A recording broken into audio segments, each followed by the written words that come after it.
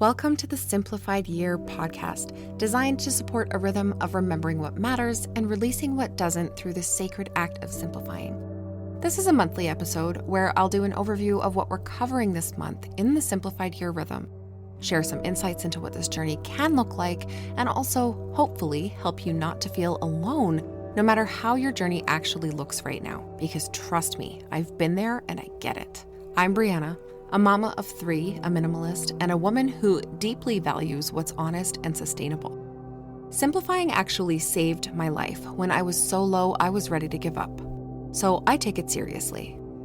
After years of struggling and eventually mastering my own clutter, routines, and habits, clawing my way out of depression, anxiety, and self-shame as an ADHD woman with almost no support, I eventually started my online business career in roughly 2018 as a minimalist coach for moms who were overwhelmed with their clutter. Today, I'm still wildly passionate about helping other women simplify so they can live joyful, fulfilling lives with less stress and more ease. Simplifying is foundational in everything I do and has threaded its way into all the multi-passionate different directions my business has taken over the years. This isn't just some side hustle or random tangent for me. It matters so much. The Simplified Year rhythm is the result of almost a decade of my learning, implementing, and simplifying my stuff, my calendar, my business, and more, and then helping other women to do the same. I created it to repeat every year while still meeting you right where you are each time you return. I created this podcast to anchor you into that rhythm and call you back to it each month. Let's get started. Hello, everyone. Welcome back. This episode is so late, and I'm not even going to share all of why here. If you ever want to hear my life updates and more of the nitty gritty, down and dirty details type content, make sure you're also following the Suspending Disbelief, the Next Chapter podcast and publication, where I share more about all of that kind of thing.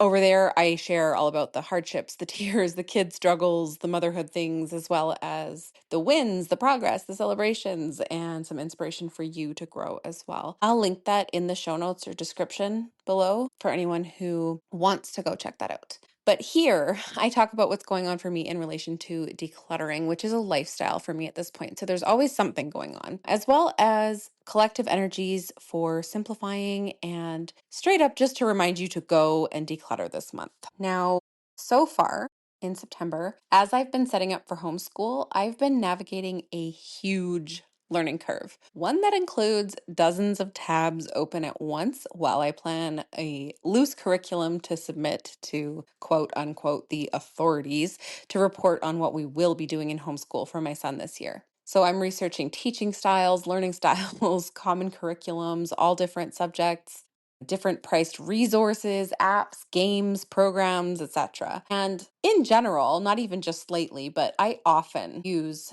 Google Chrome's function to create tab groups. And it is super helpful up to a certain point, right? Because you can close out some of them and come back to them later without having to go search for them all again and everything. But too much of any good thing is not so good anymore, right? And I have accidentally fallen into the trap of creating too many tab groups, which just means that then I forget they exist. I open all those tabs again, create new ones, etc. I tend to open everything in the same browser instead of having one for work and one for personal. Some passwords are saved in the wrong browsers, etc. So entrepreneur problems, right? If you have a separate work computer at work, at a place of business somewhere away from home, it's probably a lot easier to keep it separate. But I have to be really intentional about using different browsers for that. It is actually very beneficial for me to do so instead of having them all lumped into one because I have different email addresses, so I'm logged in under different profiles and all of that, right? But yeah, sometimes some passwords are saved in the wrong browsers and I can't find the tab group that I thought I created. And so I go create a new one and it just ends up like it all piles up. And normally I like to be much more organized than this. And I can get really scattered and my ADHD can really kick in and take over if I let it, especially with digital clutter like this, where it's just so many in one place that it's almost easier instead of searching for what I had before to just open up new tabs. So that's what's been happening for me lately. And I have 3 things that I want to focus on today in this episode for this monthly episode. One is the work from home, homeschool, and sort of motherhood in general common challenge of too much screen time, and how what we model and how we show presence and attention to our children affects this challenge. And two, I want to deep dive a little bit into digital clutter, which is the focus in the Simplified Year Rhythm this month. And we will cover in the rhythm, we cover digital clutter in the form of digital storage that you pay for, hard drive folders, phone apps, and even digital photos. But there are so many facets that the posts can't even touch on in every part of the Simplified Year Rhythm. And so I want to try to touch on them in the episodes I share during sort of each swing of the wheel of the year. And this time, since it's been coming up for me, I'll talk about clearing tabs in your browser and those tab groups and everything else. And then finally, the third one I want to talk about is the news and how digital decluttering can impact your mental health and well-being. So first off, when you work from home, so if any of you are entrepreneurs, you will feel this one big time. When you're working online from home, you are on your computer so much more than normal, and even on your phone more than normal, because most things we can access on our smartphones these days, right? And if you homeschool and you do sort of more traditional homeschooling that's more curriculum based, you may find that you have the kids on the computer a fair amount as well, or using different apps for different subjects. And it's one of the most common complaints in motherhood these days is trying to get your kids to use screens less, trying to enforce screen time limitations, all of that kind of thing. And we all know that too much screen time is bad for our mental health, even for our physical health. Sitting and staring at a screen all day is just not what humans are supposed to be doing. And so as mothers, especially, we try to teach our kids to use screens less and be on screens less. And yet, a lot of the time, what we're modeling doesn't match that. And one of the beautiful things about digital decluttering, which again is the focus for this month, is the less stuff you have digitally, the less time you spend digitally, the less time you spend on a screen. And so when you want to model, or when you want your children to show a certain behavior, like less screen time, you need to model that behavior, right? Not just do what I say, not what I do. When you are trying to be a present mother, when you're trying to pay attention to your children and all of these things, but you have a screen going, even if you're listening, even if you are looking at them, but you're glancing back at your screen, you are not fully present with them. Your attention is not fully on them. And that teaches them about priorities. And the really hard truth is that if we're doing that, we are not making our children our top priority. And this has been a huge, huge thing for me in this calendar year, 2025. I have been hardly working. There's been a huge shift in what I'm doing online because I was doing so much before. And while I was probably one of the most present mothers that I knew, I still wasn't as present as I wanted to be. And the reason why is because I work from home and I would be sitting there working and talking to my kids at the same time, or they would be nearby playing while I worked or things like that. So I was physically present, but I was not always mentally present. And even when I was in a conversation with them, very often I was distracted by something on a screen. And this year, it has just not been a possibility for me to be on my screen that much. And so it has given me so much clarity on how it feels to do it differently. I think that's the thing, is that it feels so very different. And we can't even know how different it feels until we actually try it. And we need to try it for longer than a day or a week or even 1 month. It has to be a more ongoing, steady thing so that we can really feel the difference in our relationships with our children, with our partners. I'm a single mom, but many of you have a partner that you would be considering in this. And you will notice a huge difference in those relationships when your level of presence is elevated from turning off the screens. So all of this, this is not like get on a soapbox and try to convince you to do less screen time and all of that. But if you're dealing with that, just know that digital decluttering is a huge, huge bonus and benefit towards getting this done. So towards spending less time on screens, I should say. So when you, for example, go through your digital files, your folders on your hard drive and all of that, and you clean that out, it becomes so much easier to find the things that you need, which saves you time. Okay. When you clear out digital photos, it's the same thing, right? Same with tabs. So this is the one that I've been dealing with, these like having too many tabs open in the browser, saving them as tab groups, having them all like quote unquote organized, but then struggling with that organization because there's too many of those groups. So going through combining all of those and cutting some out that don't really need to be saved or that no longer apply, and going through my bookmarks list and through my bookmark bar, and just generally removing duplicates, removing things that no longer apply. And this has been time consuming. I will say that it took quite a bit of time going through and sorting sort of what needed to be where, copying things over into a different browser so that my personal stuff was in one and my work stuff was in another, and having it all be clear and easy to find, and a system that is easy to maintain going forward, right? Things named in a way that I'm going to be like, I'm not going to be questioning what actually was that? What was that for? What was I thinking when I grouped these together? What is this, And so making it so much simpler for myself. Yes, it took time to implement in the first place, but it has made it so that I have, when it's time, and I have very limited time to work at this point, but when it's time to work, when I actually have 5 minutes, 20 minutes, even an hour of uninterrupted work time, I'm able to go directly to what I need to go to, get it done, and move on, instead of searching and wasting so much time in that search that I wasn't accomplishing things, right? So this entire year, and it is now nearing the end of September, we're past the middle mark of the month of September. And for this entire year, I have hardly gotten to work at all.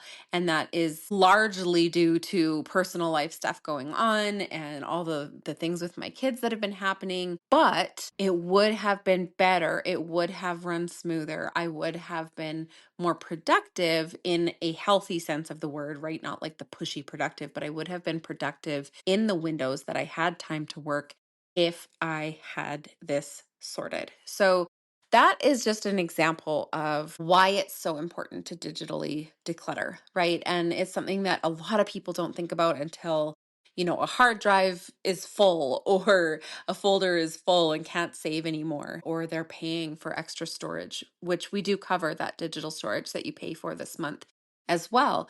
But it is something that most people don't really think about, how much time they actually spend finding what they want to work on. And that can be, even if you're not an entrepreneur, even if you don't work from home, even if you're not homeschooling, even if you're not a mom, this applies, right? This is something that we have all dealt with, is just having so many things on the go at once. When we're doing that in a digital format, it can seem like, because our device is so small, that it's not a big impact on our lives.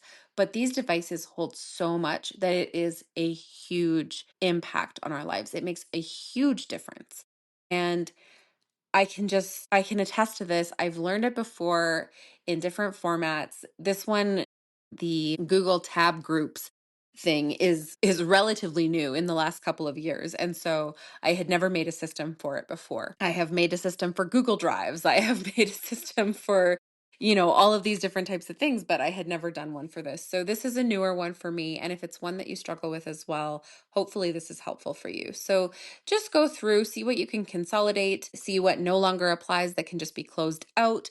Try to make the labels on the tab groups be something that really makes sense to your brain, that is logical and easy enough to, if you ever have to add a new one, that it would make it easy enough to name something again in the same format without having to like think it through and plan it all out again and everything. Try to have it be really simple, streamlined, and make it a habit, right? Make it a habit to clear them out every once in a while. In all of the simplified year rhythm posts, there are habit pieces, and we talk about all of the different little tweaks and adjustments that we can make to our habits that will help to maintain the simplified versions of these things. Because one of the biggest problems that people have in this day and age is, we try to declutter, we try to simplify, and then we end up in the same mess again. But we don't want that. We want it to be a permanent solution, or at least a much longer lasting one. And there will always be some decluttering and simplifying ongoing tasks. There's maintenance mode, right? And this is one of those things where if you start to consistently go through and just skim through and make sure that you are erasing things that you no longer need and deleting stuff that no longer applies and that you've moved on from and consolidating things that you've accidentally duplicated, it will make a huge impact in your life as to how much time things take you. So anyways, I hope that that part was helpful for some of you. That's one of the ones that I don't cover in the posts, and I just thought I'm going to dive into this today. So the next thing I wanted to talk about was just more the general digital decluttering. And I kind of already covered this a little bit, but we talk about digital storage that you pay for. So when you declutter this stuff, you end up paying less money, which also translates into not needing to work as much to make as much money, right? Same with hard drive folders as far as the time it takes you to find things. Same with phone apps. So this one is huge, especially for those of us with like iPhones, Samsung, all of the smartphones nowadays. We have so many apps and we can't even find them or we forget they even exist. And every single one of them is slowing our devices down so that everything takes just that fraction of a second longer to process, to load, to whatever. And then as they fill up, all of a sudden it can be like, oh, we wanted to capture a picture in a really special moment, but cloud storage is full or whatever. So then instead of like we're in that moment and we don't have the time to sit there and go through and delete pictures. And so we end up just paying more. And then we forget that we did that last month. And then it charges us more every month for a while until we finally figure it out. And we kind of touched on that stuff last month for Money Month. But this is it's such a common theme, right? And it applies across the board. It can apply, you can have the paid Google Drives as well that are bigger and save more in them. But no matter which one or ones, if you have multiple, that you're paying for, it won't ever go away. You'll keep on paying for that forever unless you declutter. And you'll keep on paying more and more and more because not only do prices go up, but if you're not doing digital declutters, you are only adding to everything that's there. And we have so many files now. Nobody in their entire lifetime could go through them all in time. So it is absolutely important to take the time to do digital decluttering. Now, this can apply to, like I said, our files, our tabs, our photos, the storage that we pay for, but it can also apply to how much time we're spending on our screens, which I was already sort of talking about with the modeling it for our kids and the examples that we want to set and the choices we're making. If say you're homeschooling, the choices in programming that you're making for your child and whether they'll be on screens doing it or on paper or just getting physically active. That's been a big one for my son is we're aiming for the physically active instead of sitting on paper or on a screen. And same with that, really wanting to be present in motherhood, just choosing, right? Choosing to stop the scroll, choosing not to get on our phones until we've spent time connecting or on our screens at all. And especially if you're an entrepreneur and you're a solopreneur, you're working for yourself, you're a mompreneur and maybe like me you're a single mompreneur and it's just like every moment is precious, but sometimes we lean into that in the wrong direction and we go every moment is precious, like I'm never going to have enough time on my screen to get my work done. And then sometimes we can lean into it in the other direction and every moment is so precious that I don't want to get on my screen because the moments spent with my children tech free are so much more and so much better when I leave those screens off. So that's maybe a perspective shift. Maybe it's something you've heard before and maybe you're hearing it again, but it hits differently this time, but hopefully it's helpful. And then finally, tied in with that one, with the amount of time that we're spending on our screens is what are we looking at on our screens? And decluttering what we look at digitally is huge. So back in COVID in 2020, when COVID first started, the news was so crazy all the time.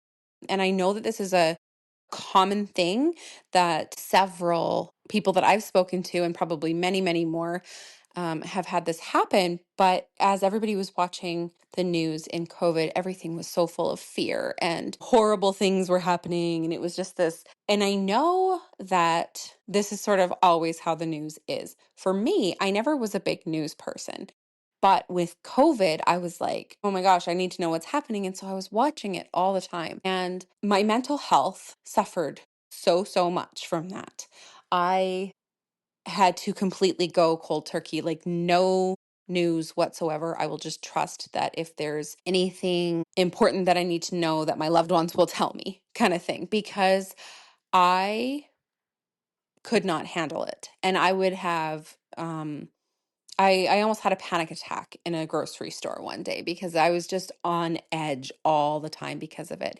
And it is not just during COVID. And I know that's just like, that's the one example that I have of when I did this. But for everybody who tends to get lost in the doom scroll or watch the news or have it running in the background sort of 24/7, or even reading news apps, whether you're listening, reading, watching, it doesn't matter. It's decluttering what you put into your head, what you watch through your eyes, what you listen to through your ears, right? Actually be intentional with the content that you're digesting, because it has a tremendous impact on your mental health and well-being. And one of the amazing things this year for me has been, although it's been a forced stop to a lot of my work, it has had a massive impact on my mental health and well-being with my children, because we're off screens, we're connected, it took a while, but we are feeling more human. We are acting more human. We are not just robots sitting on screens anymore. And as much as I thought we were connected before, we are so much more connected now. So I can only recommend this like over and over and over again, that maybe you don't want to go cold turkey and not watch any news at all like I do, but less is better, right? I find any of it just drags me down. It's not worth it. I can hear the most important news from a few reliable sources that I trust, and in a way that's not so confronting, not so aggressive, not so hard on my nervous system, not so disruptive of my life, or um cutting in at a time when I don't say it's okay. And that's a big thing with it, is that when you're just watching the news, you're watching things live, you don't have a say in what you're seeing and what's coming up on the screen in front of your face, in what you hear, in what you learn from that. This is a way of taking back control, right? It's turning off the notification, turning off and just the background noise, choosing to be off of a screen for designated times of the day or different hours of the day, and so on. And when you do this, it gives you the time to feel more human again, to feel more connected with the earth, with the people around you, with the cycles of life, and even with your belongings, and knowing what you need and what you don't need, knowing what you like and what you don't like, all of it. That when we are constantly on a screen, it just really forces other people's agendas into our minds. And I find for myself, I still know all of the most important things that are going on globally, economics, politics, whatever, all of it. But I know it in a way where I don't open my phone and read those messages until I'm ready for something to interrupt my day. And so even if I read a message from a loved one who is one of my main news sources and they tell me something negative, I'm only reading it at a time where I'm prepared to take that on, instead of it just being shoved down my throat. And it has made a massive difference in my life. Every stage of this has made a massive difference in my life. And just like any other kind of decluttering, it has been done in stages. I went from, if you read my posts all about it, I went from basically not quite hoarder level, but pretty close. Like it was pretty darn close. Everything was so full, everything was overflowing when I was with my ex-husband, to now being a minimalist. And I still have more than I necessarily want, but because I have children and I do take their opinions into consideration. But it all happened in stages. It happened over years. And that's why we have the simplified year rhythm, because it's a cycle that you just kind of pass over again and again and again, to slowly reduce the distractions and simplify your life and get rid of excess. And that is in every format: physical, digital, mental, emotional, all of it. And it all ends up tying together. And digital was one of the later ones for me. I needed to do the physical 3D in my face clutter first, but digital was no less important and it was no less impactful on my mental health and my well-being and on my time and on my finances and all of it. And so when you're ready, at whatever pace you're ready at, and in whatever chunks you can handle, any digital decluttering and simplifying of your life will save you time and improve your mental health. And I can promise you that. So I hope that this episode was helpful. Not sure what part of the world you're in here. Our kids just go back to school in September, but actually, just like last year, the teachers are threatening a strike this year. So we may be just back to all the kids are home soon here. And everything just seems to be really up in the air this year for me. So anywhere that I can simplify my life to make myself more flexible to be able to handle everything that life is throwing at me, I love. And so I want to share about it. So I hope that that was helpful, and I will talk to you all next time.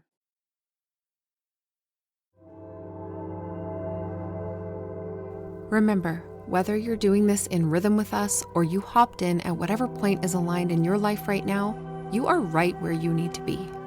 Head over to the Simplified Year Rhythm tab on the Substack publication, which is linked in the show notes, and do a quick search for the area of your home or life where you need the most support, or for the name of the month we're in right now. I'll talk to you next time.